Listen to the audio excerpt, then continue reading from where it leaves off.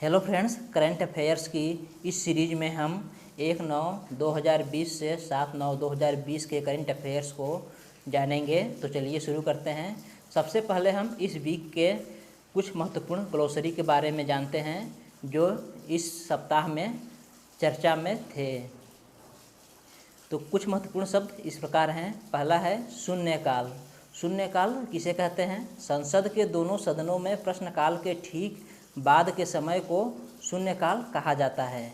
संसद के दोनों सदनों में प्रश्नकाल के ठीक बाद के समय को शून्यकाल कहा जाता है। यह 12 बजे से 1 बजे तक होता है। इस काल के दौरान सदस्य अविलंबनीय महत्व के मामलों को उठाते हैं तथा उस पर तुरंत कार्यवाही चाहते हैं। तारांकित प्रश्न। जिन प्रश्नों का उत्तर सदस्य तुरंत सदन में चाहता है उसे तारांकित प्रश्न कहा जाता है। तारांकित प्रश्नों का उत्तर मौखिक दिया जाता है तथा तारांकित प्रश्नों के अनुपूरक प्रश्न भी पूछे जाते हैं। इस प्रश्न पर तारा लगाकर अन्य प्रश्नों से इसका भेद किया जाता है। अतारांकित प्रश्न। अतारांकित प्रश्न। जिन प्रश्नों का उत्तर सदस्य लिखित चाहता है उन्हें अतारांकित प्रश्न कहा जाता है। लिखित चाहता है।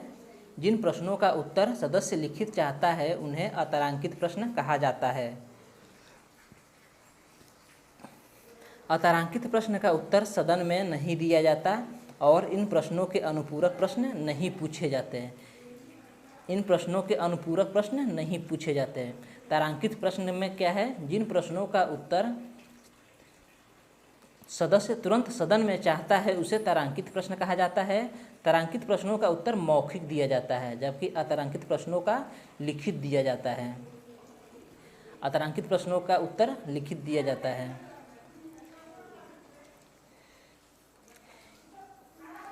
तथा तारांकित प्रश्नों के अनुपूरक प्रश्न भी पूछे जाते हैं।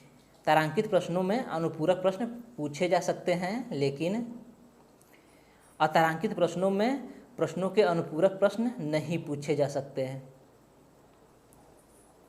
चौथा पॉइंट है अनुपूरक प्रश्न क्या है? सदन में किसी सदस्य द्वारा अध्यक्ष की अनुमति से किसी विषय जिसके संबंध में उत्तर दिया जा चुका है के स्पष्टीकरण हेतु अनुपूरक प्रश्न पूछने की अनुमति प्रदान की जाती है। सदन में किसी सदस्य द्वारा अध्यक्ष की अनुमति से किसी विषय जिसके संबंध में उत्तर दिया जा चुका है के स्पष्टीकरण हेतु अनुपूरक प्रश्न पूछने की अनुमति प्रदान की जाती है। तो ये था इस सप्ताह के कुछ महत्वपूर्ण शब्दावली जो चर्चा में थे। आइए जानते हैं 1/9/2020 की करंट अफेयर्स। उससे पहले एक बात कहना चाहता हूँ।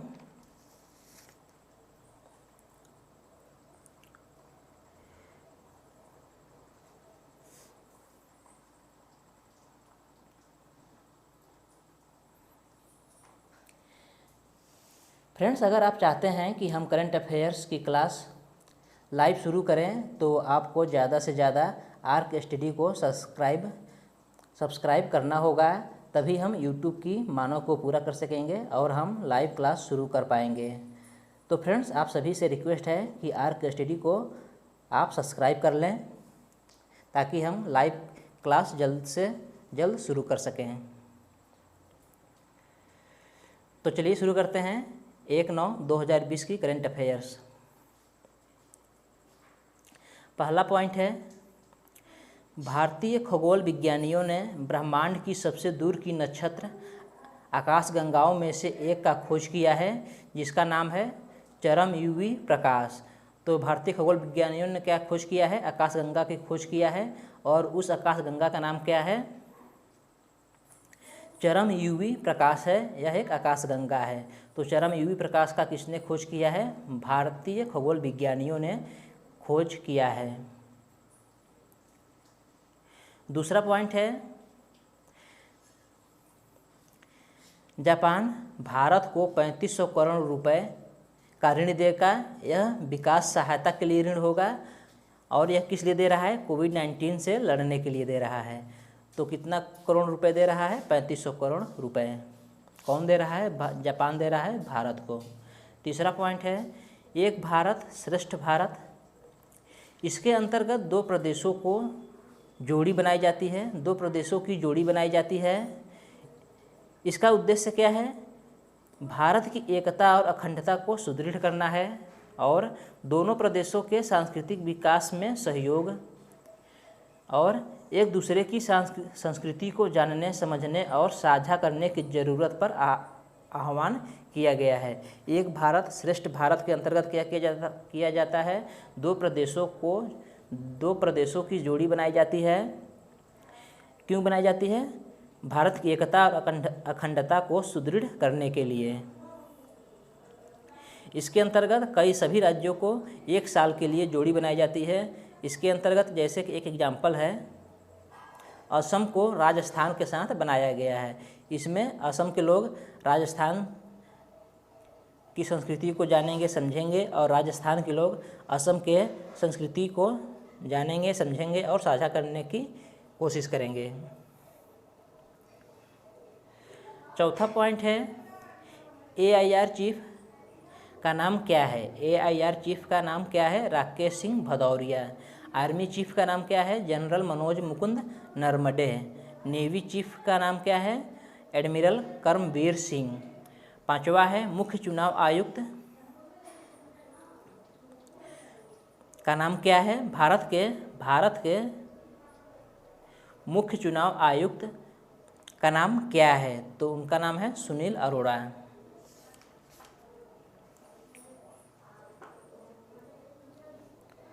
दो 9/2020।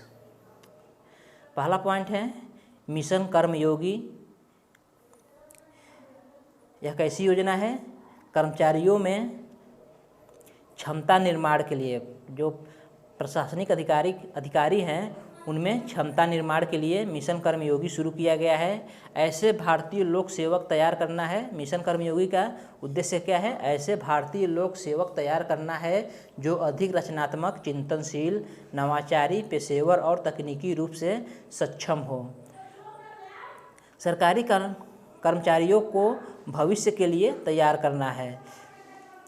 मानव संसाधन विकास में एक कदम, ऐसा किसने कहा है? प्रकाश जावड़ेकर ने कहा है। वैश्विक नवाचार सूचकांक में भारत का स्थान 48वां है। यह 131 देशों का सम्मिलित किया गया था। इसमें 131 देशों को सम्मिलित किया गया था। वैश्विक नवाचार सूचकांक में भारत का स्थान 48 है। वैश्विक नवाचार सूचकांक का प्रकाशन कौन करता है? विश्व बौद्धिक संपदा सूचकांक द्वारा प्रकाशित किया जाता है। तीसरा पॉइंट है कोल इंडिया लिमिटेड 500 परियोजनाओं को शुरू करेगा। इसका लक्ष्य 2022 तक है। इसके अंतर्गत 1,22,000 करोड़ रुपए का इन्वेस्ट करेगा।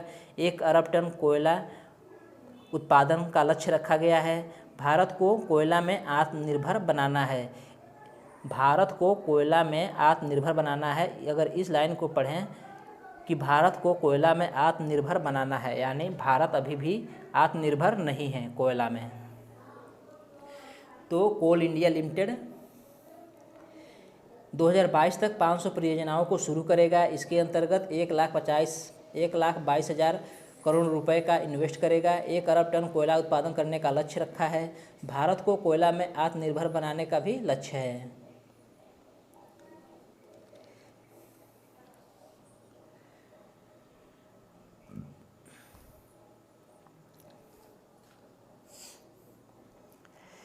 संघाई कोऑपरेशन ऑर्गेनाइजेशन, जिसको शॉर्ट में SCO कहा जाता है, इसकी स्थापना 1996 में हुआ था। इंटरनेशनल ऑर्गेनाइजेशन से संबंधित अक्सर एग्जाम में क्वेश्चन पूछे जाते हैं। अक्सर ये क्रोनोलॉजी पर आधारित होते हैं, तो इसलिए आप इसे 1996 इसकी स्थापना दिवस को आप याद रखना। संघाई कोऑपरेशन ऑर्गेनाइजेशन, इसकी स्थापना का उद्देश्य क्या था? क्षेत्रीय सीमावर्ती विवादों के समाधान के लिए इसका मेन उद्देश्य था। इसमें 8 सदस्य हैं, रूस, चीन, Kazakhstan, Kyrgyzstan, Tajikistan, India, Pakistan, Uzbekistan, ये 8 सदस्य हैं। शंघाई कोऑपरेशन ऑर्गेनाइजेशन जिसकी स्थापना 1996 में हुआ था, इसमें कुल 8 सदस्य हैं। इसमें इंडिया भी इसका सदस्य है, एससीओ का इंडिया भी सदस्य है। इसका बैठक मास्को में है, मास्को में था, जहां पर राजनाथ भाग लेंगे और आतंकवाद और उग्रवाद पर चर्चा किया जाएगा। 5वां पॉइंट है विश्व नारियल दिवस 2 सितंबर को मनाया जाता है। केरल में नारियल सबसे ज़्यादा उत्पादन होता है, तो इस बात को आप ज़्यादा ध्यान में रखना कि केरल में नारियल सबसे ज़्यादा उत्पादन होता है।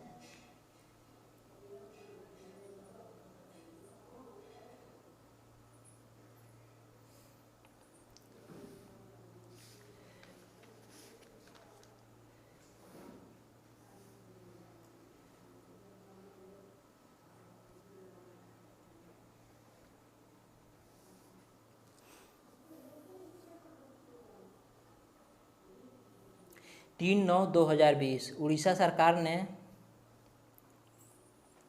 उड़ीसा सरकार ने उड़ीसी को शास्त्रीय संगीत की मान्यता केंद्र सरकार से मांगी। उड़ीसा ने उड़ीसी को 2008 में ही इसे शास्त्रीय संगीत का दर्जा दे दी है। तो उड़ीसी क्या है? उड़ीसा में एक संगीत है जिसे शास्त्रीय संगीत की मान्यता केंद्र सरकार से मांगा गया है। उड़ीसा ने इसे शास्त्रीय संगीत की मान्यता 2008 में ही दे दी थी। दूसरा पॉइंट है बांग्लादेश के हाई कोर्ट ने हिंदू पत्नी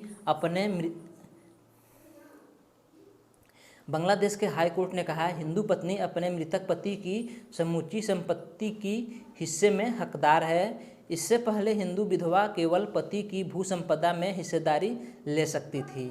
तो बांग्लादेश के हाई कोर्ट ने क्या कहा? हिंदू पत्नी अपने मृतक पति की समूची संपत्ति की हिस्से में हकदार है। इससे पहले हिंदू विधवा केवल पति की भू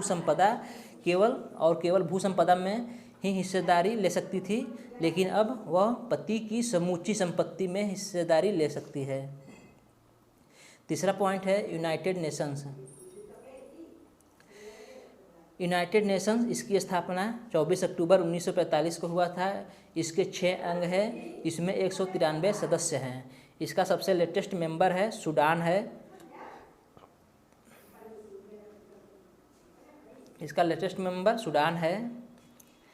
इसका सबसे महत्वपूर्ण अंग सिक्योरिटी काउंसिल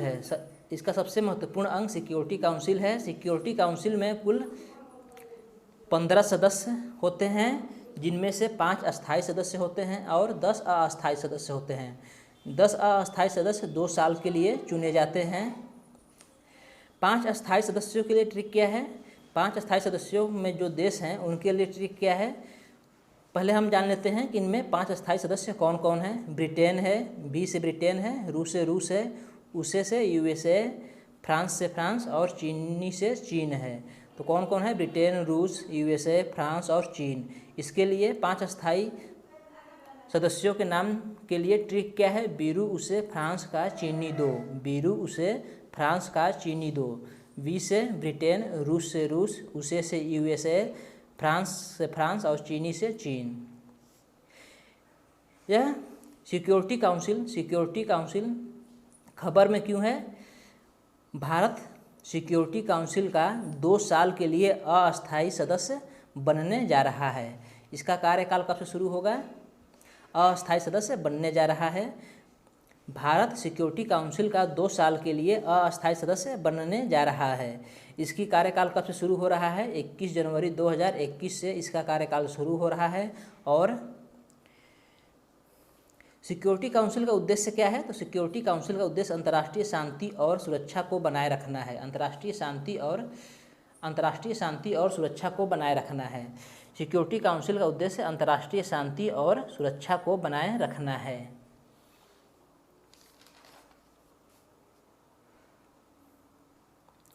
4/9/2020। पहला पॉइंट है इंद्र नेवी नौसेना अभ्यास रूस और भारत के बीच 2003 में शुरू किया गया था। यह द्विवर्षीय है। इसका उद्देश्य दोनों देशों की नौसेना के बीच दीर्घकालिक सामरिक संबंधों को मजबूत करना है।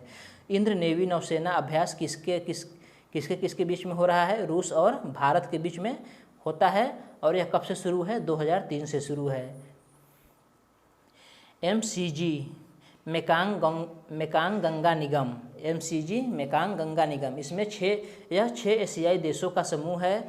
इसका सदस्य भारत भी है और इसमें कुल 6 सदस्यों के नाम Bharat, Cambodia, Laos, Myanmar, Thailand और वियतनाम है। ये सभी एशियाई देश हैं। इसका MCG का मेकांग गंगा निगम का उद्देश्य क्या है? पर्यटन, संस्कृति, शिक्षा, परिवहन व संचार के क्षेत्र में एक दूसरे का सहयोग करना है।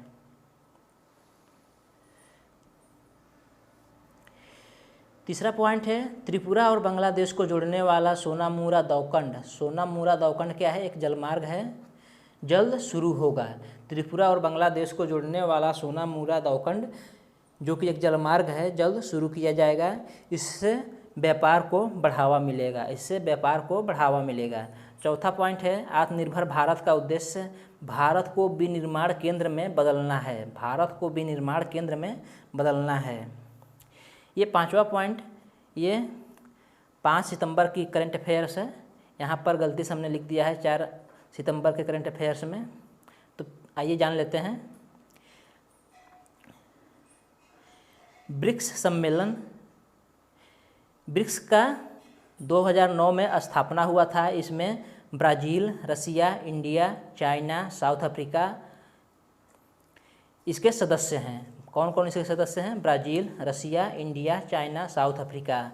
यह क्या है? यह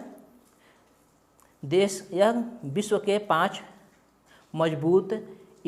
मजबूत देशों के ग्रुप है। Group of major emerging countries. Group of BRICS is a group of major emerging countries.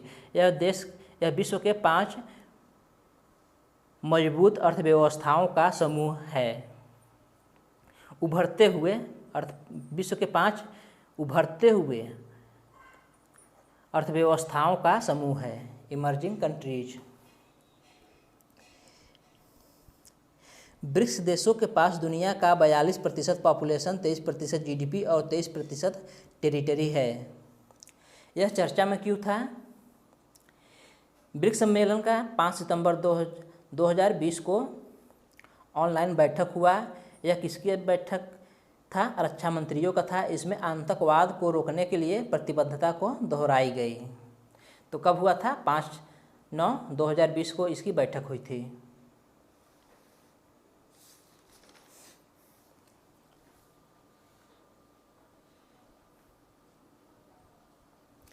5/9/2020 के करंट अफेयर्स के बारे में जानते हैं। Ease of doing business published by वाणिज्य मंत्रालय। यह राज्यों और केंद्र शासित प्रदेशों के लिए पब्लिश किया गया है। इसमें फर्स्ट रैंक आंध्र प्रदेश को दिया गया है। ईज ऑफ डूइंग बिजनेस में आंध्र प्रदेश को फर्स्ट रैंक दिया गया है, सेकेंड यूपी आया है और थर्ड तेलंगाना को मिला है। थर्ड रैंक तेलंगाना को मिला है। तो ease of doing business published by वाणिज्य मंत्रालय। दूसरा पॉइंट है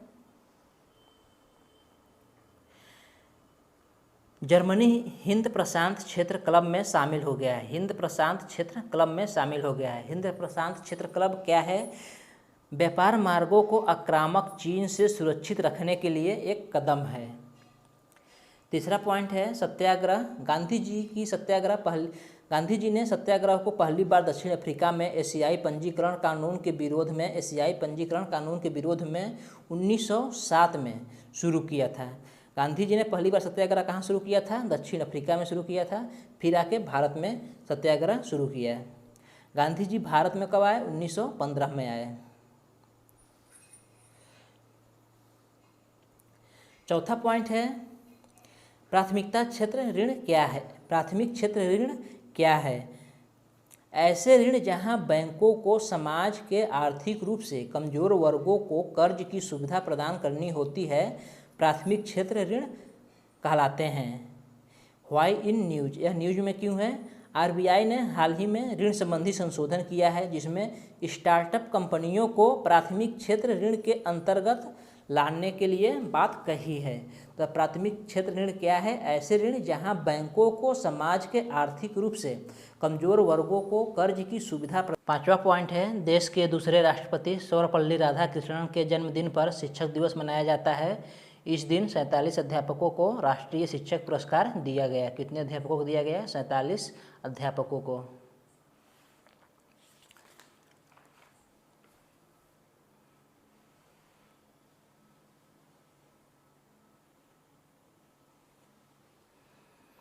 छः 9/2020 G20 20 देशों का समूह है। इसकी स्थापना बर्लिन में हुआ था, जर्मनी में 1999 में। भारत भी इसका सदस्य है। इस 20 देशों में भारत भी इसका सदस्य है, शामिल है, भारत भी शामिल है। स्थापना का कारण 1997 के एशियाई आर्थिक संकट के कारण इसका स्थापना किया गया था। इसका उद्देश्य था विश्व की धनी और उभरती अर्थव्यवस्थाओं को वैश्विक वित्तीय बाजार में स्थायित्व हेतु एक मंच पर लाने के लिए इसका उद्देश्य था। 2008 की वैश्विक आर्थिक संकट के समय G20 की महत्वपूर्ण भूमिका थी। यह वित्त मंत्री स्तर का समूह था। 2008 के बाद देश के प्रमुख भी भाग लेने लगे। व्हाई इन न्यूज,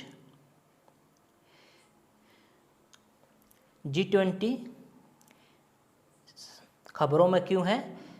शिक्षा मंत्रियों की ऑनलाइन बैठक हुआ। G20 के सदस्य देशों के शिक्षा मंत्रियों का ऑनलाइन बैठक हुआ जिसमें सर्वोत्तम शिक्षा प्रणाली पर मिलकर काम करने की बात कहा गया। इसमें 3 क्षेत्रों पर विशेष रूप से चर्चा की गई: शैक्षिक निरंतरता, बच्चों की प्रारंभिक शिक्षा और शिक्षा का अंतर्राष्ट्रीयकरण। तो ये G20 में शिक्षा मंत्रियों की ऑनलाइन बैठक में बातचीत किया गया। सितंबर मंथ को राष्ट्रीय पोषण माह के रूप में मनाया जाता है। यह 2018 से शुरू किया गया है। दादरा और नागर हवेली की राजधानी सिलवासा है।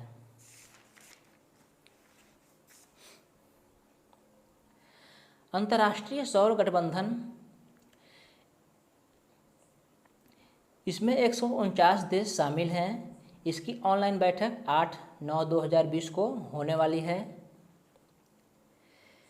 MK गांधी की एक वीकली मैगजीन थी, महात्मा गांधी की एक वीकली मैगजीन थी जिसका नाम है नवजीवन। इसको आज ही के दिन 1919 में प्रकाशित किया गया था। आज ही के दिन से प्रकाशित किया जा रहा था। 7 सितंबर से इसे प्रकाशित किया जा रहा था। कब? 1919 से। अंतर्राष्ट्रीय स्वच्छ वायु दिवस, यह प्रथम अंतर्राष्ट्रीय स्वच्छ वायु दिवस मनाया जा रहा है। कब मनाया जाता है? 7 सितंबर को मनाया जाता है। इसे यूनाइटेड नेशन द्वारा पिछले साल शुरू किया गया था। चंद्रयान 3 का प्रक्षेपण 2021 के शुरुआत में होगा। चंद्रयान 2 के समान ही इसमें भी लैंडर और रोवर रहेगा और आर्बिटर नहीं रहेगा।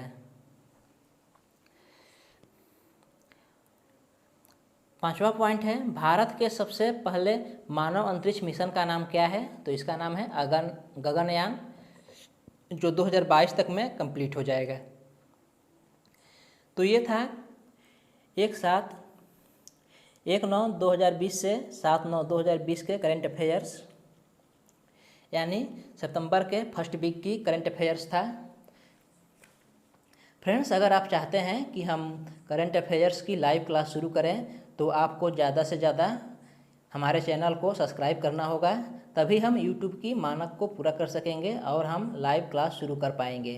तो फ्रेंड्स, आप सभी से रिक्वेस्ट है कि RKSD को ज़्यादा से ज़्यादा सब्सक्राइब करें। तो फ्रेंड्स, आज बस इतना ही, फिर मिलेंगे अगले सीरीज में। Thank you.